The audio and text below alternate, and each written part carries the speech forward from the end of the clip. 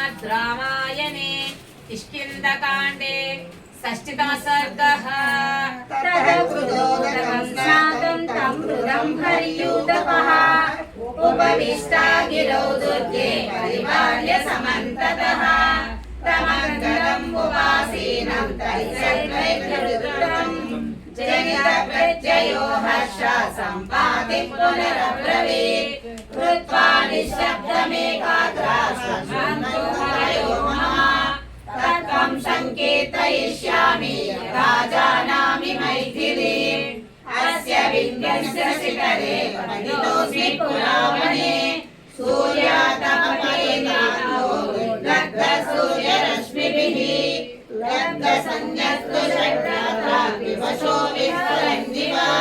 वीक्षमाणो दिशः सर्वान् नाभिजानामि किञ्चन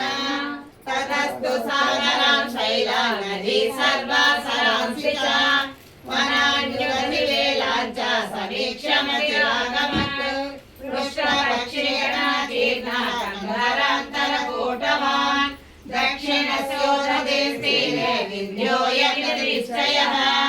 आसीत् चाक्राश्रमं पुण्यं सुरैरपि सुपूजितम् ऋषिर्निशाकरो नाम यस्मिन्नकृतपाभवत् अष्टौ वर्षसहस्राणि तेनास्मिन् ऋषिना विना वसतो मम धर्मज्ञा सर्वजेतु निशाकरे अवतीर्यत विन्द्याग्रकृच्छ्रेण विषमाक्षरैः तिरीक्षदर्शा वसुमतिर्दुःखेन पुनरागतः तं ऋषिं दृष्टकामोऽस्मि दुःखेन व्यगतो वृषम् जटायुषा मया चैव वसुषो विगतो हि सः तस्याश्रमफलाभ्यासे बहुर्माता सुगन्धिनः वृक्षो वा पुष्पितः कश्चित् फलो न विद्यते उपेत्य स्वयं पुण्यं वृक्षमूलम् उपाश्रितः द्रष्टुकामा प्रतीक्षेऽहं भगवन्तं निशाकरम् अतः पश्यम् अदूरस्थं ऋषिं द्वैततेजसम् कृताभिषेकं दुर्दर्शम् उपावृत्तं गुरुमुखम्